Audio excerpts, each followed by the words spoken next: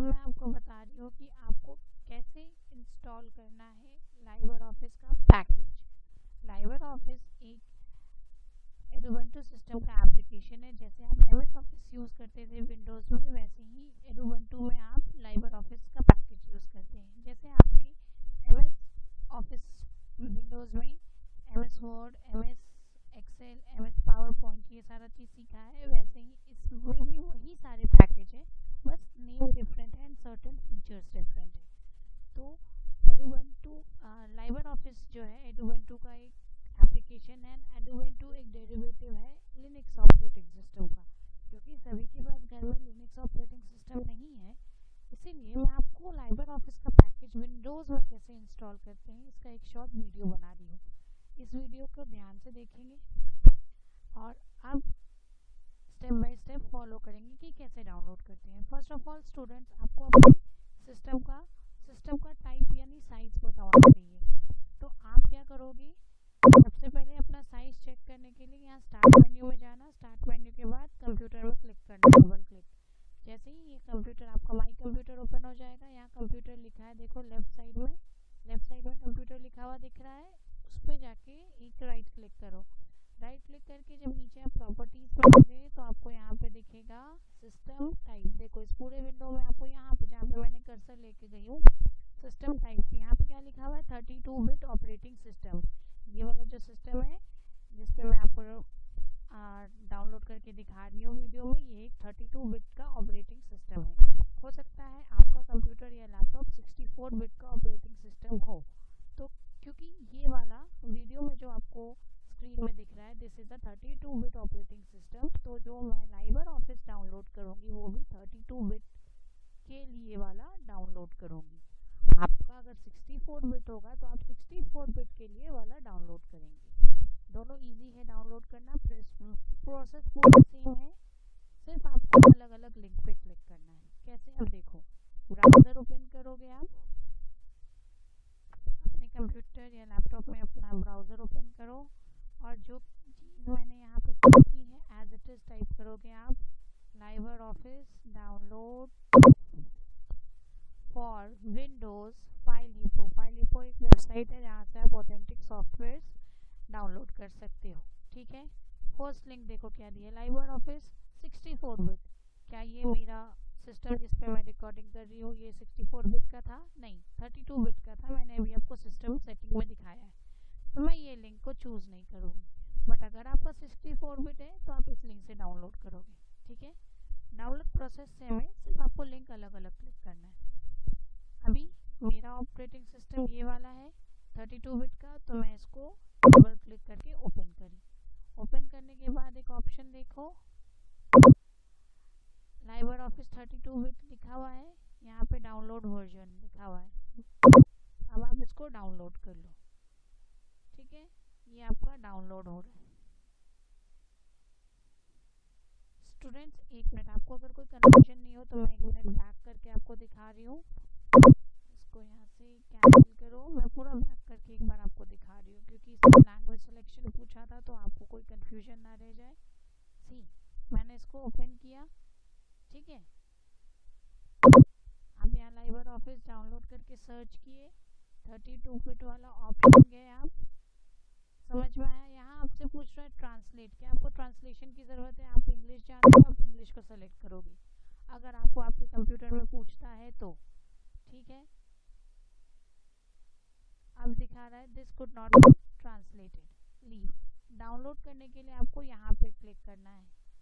Video देखो, आपको समझ में आ जाएगा। यहाँ पे गए, डाउनलोड में क्लिक किया, डाउनलोड शुरू होगा तो देखो यहाँ नीचे आपको दिखेगा कि आपका डाउनलोडिंग शुरू हो चुका है। डाउनलोड होने दो, डाउनलोडिंग का प्रोसेस पूरा कंप्लीट होने दो।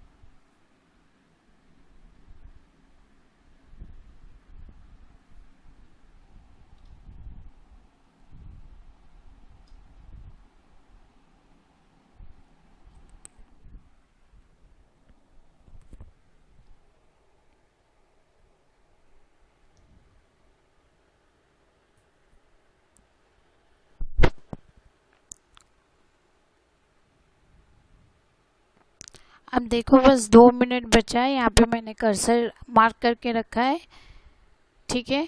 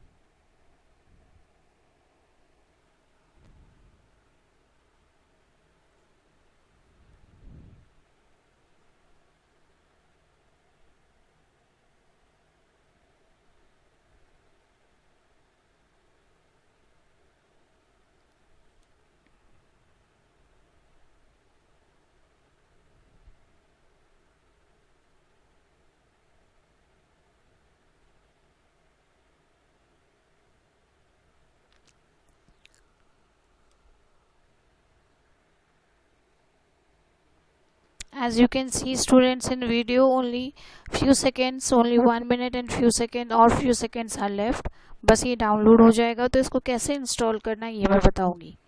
डाउनलोड होने के बाद आपको ब्राउज़र क्लोज करना होता है और आप डाउनलोड फोल्डर में, ये जो फाइल आप ब्राउज़र में डाउनलोड कर रहे हो ये आपके कंप्यूटर के एक डाउनलोड फोल्डर में जाके सेव होता है। वो डाउनलोड फोल्डर कहाँ पे होगा ये मैं आपको दिखाऊंगी, इसे डाउनलोड होने दो।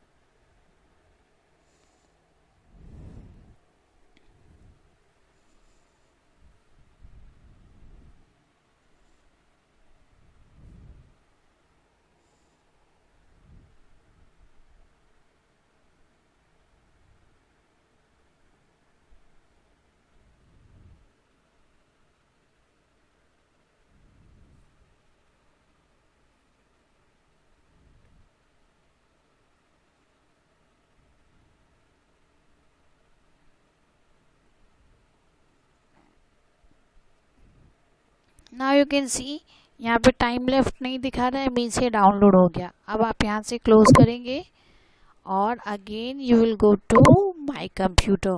माय कंप्यूटर ओपन कर लो, डबल क्लिक किया, ओपन हो गया, ठीक है।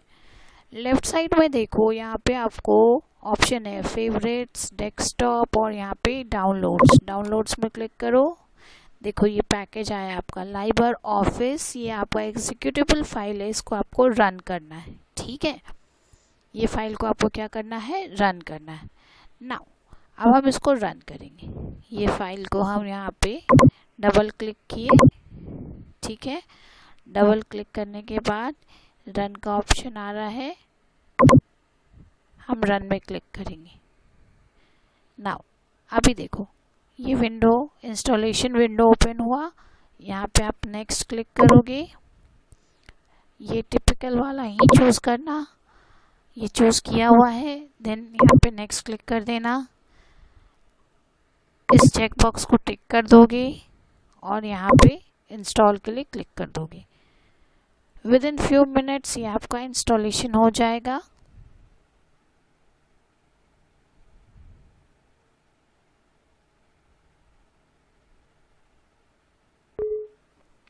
ये पासवर्ड आपसे नहीं मांगेगा, ये मेरे सिस्टम की सेटिंग है, इसलिए यहाँ पे मुझसे पासवर्ड मांग रहा है। आप लोगों के सिस्टम में ऐसा पासवर्ड नहीं मांगेगा, ठीक है। देखो इंस्टॉलेशन शुरू हो गया।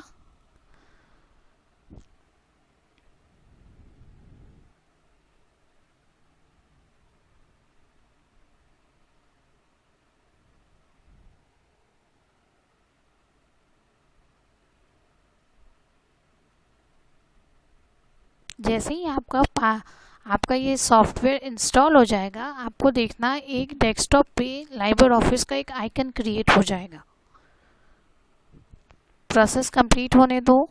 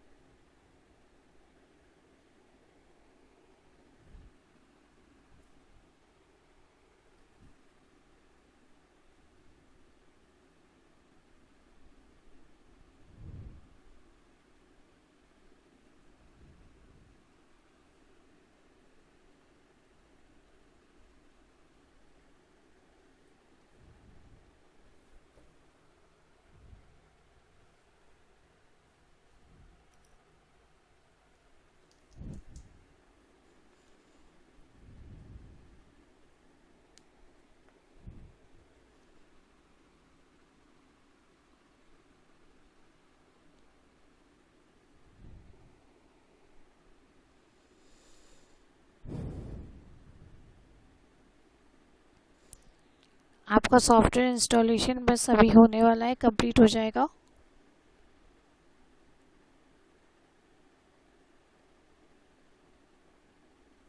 सी इंस्टॉलेशन विजार्ड कंप्लीट वाला पेज आ गया। अब आप फिनिश में क्लिक करोगे, इसको क्लोज कर दो ये वाले विंडो को। देखो यहाँ पे लाइवर ऑफिस का एक आइकन बन गया। नाउ अब हम लाइवर ऑफिस को कैसे इंस्टॉल करना है वो तो सीख गए। नाउ सी आगे का हम इसमें प्रैक्टिकल करेंगे। पहले हम इसको ओपन करेंगे, डबल क्लिक करेंगे, लाइवर ऑफिस ओपन हो जाएगा। अब लाइवर ऑफिस के पैकेज के अंदर आपके पास क्या क्या एप्लीकेशन है। राइटर डॉक्यूमेंट, जैसे MS वर्ड होता था वैसे राइटर डॉक्यूमेंट है। कैल्स स्प्रेडशीट, जैसा कि आपका एक्सेल होता था एक्सेल शीट, वैसे ही कैल्स का स्प्रेडशीट है। इम्प्रेस पावर प्रेजेंटेशन, जैसे आपका वहाँ पे MS पावर पॉइंट होता था वैसे ही यहाँ पे प्रेजेंटेशन है। एंड अदर बाकी पैकेजेस भी उससे मिलते जुलते हैं। तो अभी वाले चैप्टर में हमको क्या यूज़ करना है, फॉर्मूलाज इन कैल्स। तो हम इसको डबल क्लिक करेंगे, डबल क्लिक करेंगे तो ये ओपन होगा। देखो ओपन हो गया, आप लोगों को व्यू क्लियर है। फर्स्ट हमने सीखना है व्हाट इज सेल। अब एक चीज़ देखो बेटा, ये सारे कॉलम्स हैं A, B, C।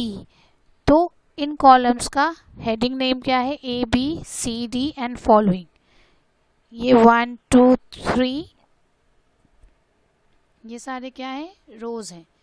तो इनका रो का हेडिंग नंबर क्या है, 1, 2, 3, 4 एंड 5।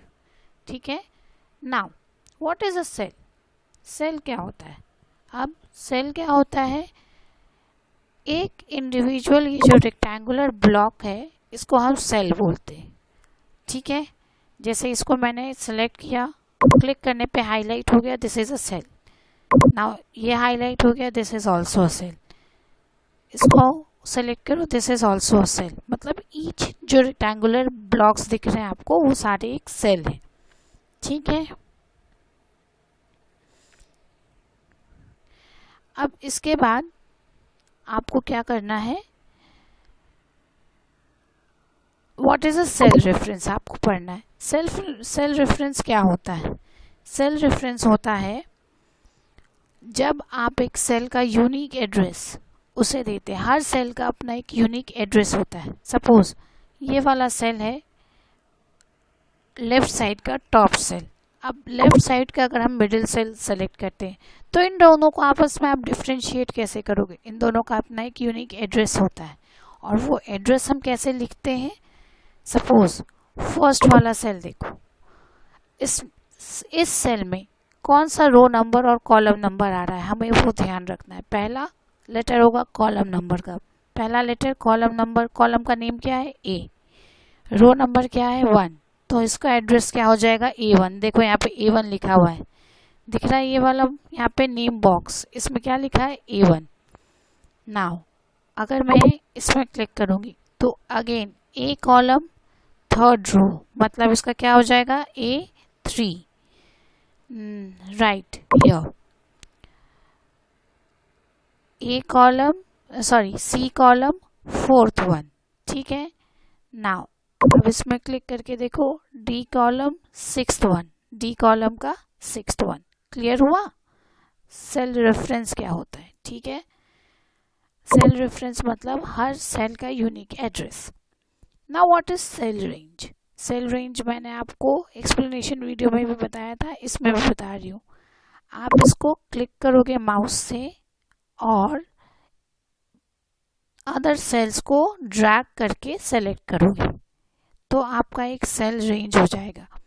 सेल रेंज का मतलब होता है जब आप दो या फिर दो से ज़्यादा सेल्स को एक साथ सेलेक्ट करते हो तो एक सेल रेंज बनता है। सेल रेंज का मतलब कहीं से कुछ एक सेल शुरू हो रहा है और कहीं पे आपका सिलेक्शन ख़त्म हो रहा है। तो कहाँ से शुरू किया आपने सिलेक्शन, फर्स्ट सेल कौन सा है A1। ठीक है। अब इसका डायगोनली ऑपोजिट, इसका डायगोनली ऑपोजिट लेकिन कैसे होगा, मैथ्स में आपने डायगोनल्स पढ़ा है, एरो का मार्किंग देखना। डायगोनली मतलब ऐसा डायगोनल और ऑपोजिट तो मतलब ये वाला सेल। ठीक है। डायगोनली ऑपोजिट ये वाला सेल आ रहा था फिर से बताती हूँ मैं आपको, देखो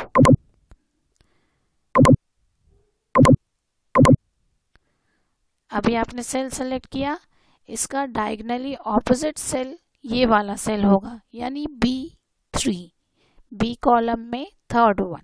ठीक है, तो हम इसको लिखते कैसे, पहले हम लिखते हैं फर्स्ट सेल का नेम जहाँ से हमने शुरू किया, दैट इज A1। फिर हम लगाए कोलोन का साइन, कोलोन का साइन दिख रहा है, और उसके बाद हमने लिखा डायगनली ऑपोजिट वाला सेल, दैट इज B3।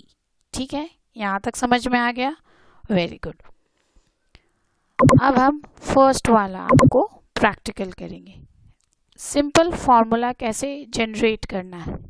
अभी देखो यहाँ fx लिखा है, this is your function wizard, ये सम का सिंबल है, ये इक्वल्स टू मीन्स आपको अब फॉर्मूला लिखना है, और ये क्या है, इनपुट लाइन मीन्स आप यहाँ पे फॉर्मूला इनपुट करते हो।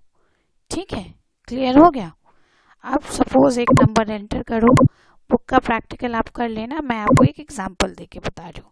एंटर करने के लिए क्या करना होता है, जो आपका सेलेक्टेड सेल होता है उसमें आपको डबल क्लिक करना है, डबल क्लिक करना है। ठीक है, डबल क्लिक करने के बाद आप उसमें कोई भी नंबर डालो, मैं डाल रही हूँ 10, फिर उसके बाद एंटर करोगे तो नीचे आ जाओगे 10, 15, अगेन एंटर 20। अब A4 में मुझे यहाँ फॉर्मूला लिखना है, अगेन डबल क्लिक किया, इक्वल्स टू का साइन लगाया मैंने, इक्वल्स टू, अब मैं यहाँ पे सिर्फ जो नंबर्स मैंने लिखा है तीनों सेल में वो लिख के दिखा रही हूँ, 10 प्लस 15 प्लस 20। अब इसको एंटर करो, एडिशन हो गया। ठीक है, नाउ अब इसके बाद मैं आपको यहीं पे फिर से लिख के दिखा रही हूँ।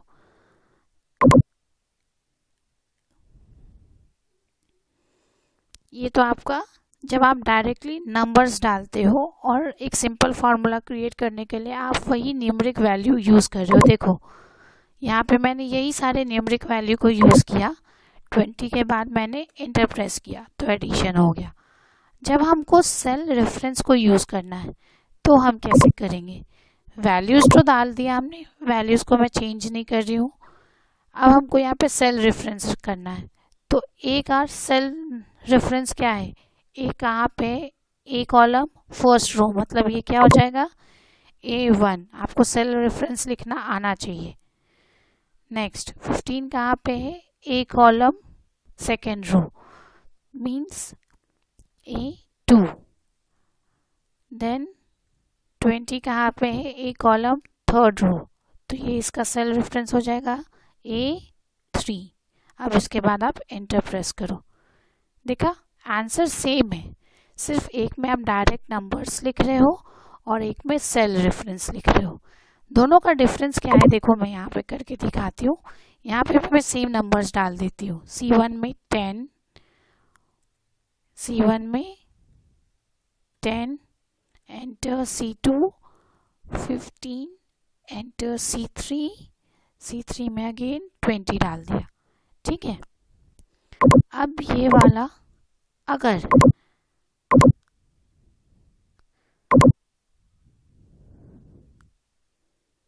सपोज अगर मैं यहाँ पे फॉर्मूला को की जगह पे सिर्फ नंबर्स लिखूंगी, सपोज 10 प्लस 15 प्लस 20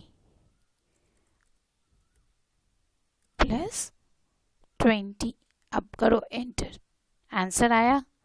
यहाँ पे मैं लिख रही हूँ इक्वल्स टू, अब ये वाला क्या है 10, ये वाला 10 है सी रो का, सी कॉलम का फर्स्ट वन, तो हो जाएगा C1। 15 क्या है, सी कॉलम का सेकेंड रो नंबर में, सी कॉलम में और सेकेंड रो नंबर, तो plus C2, then again plus 20 का क्या होगा, सी कॉलम में और थर्ड रो, तो C3 3 हो गया। अब एंटर कर दो 45। आंसर सेम है, एक बेसिक डिफरेंस है जो मैं भी आपको करके दिखा रही हूँ। सपोज मैंने इसको 20 कर दिया, ठीक है, सपोज मैंने उसको 20 कर दिया। अगर मैंने यहाँ पे 20 किया है तो देखो अभी भी यहाँ पे 10 ही दिखा रहा है, वैल्यू खुद से चेंज नहीं हुई है। वैल्यू मुझे यहाँ जाके चेंज करनी पड़ेगी। अगर मैं चेंज नहीं करूँगी और ऐसे ही एंटर प्रेस कर दूँगी तो ये आंसर गलत होगा। 20 + 20 40 + 15 55 होता है। तो मुझे अगर मैं नंबर्स को, एग्जैक्ट नंबर्स को यूज़ करके फॉर्मूला बनाऊँगी तो मुझे हर जगह चेंज करना पड़ेगा। जैसे मैंने यहाँ चेंज किया, उसके बाद अगर मैं एंटर करती हूँ तब मुझे करेक्ट आंसर आ रहा है, ठीक है। अब सपोज अगर मैं यहाँ पे चेंज करती हूँ 20, ठीक है, अब देखो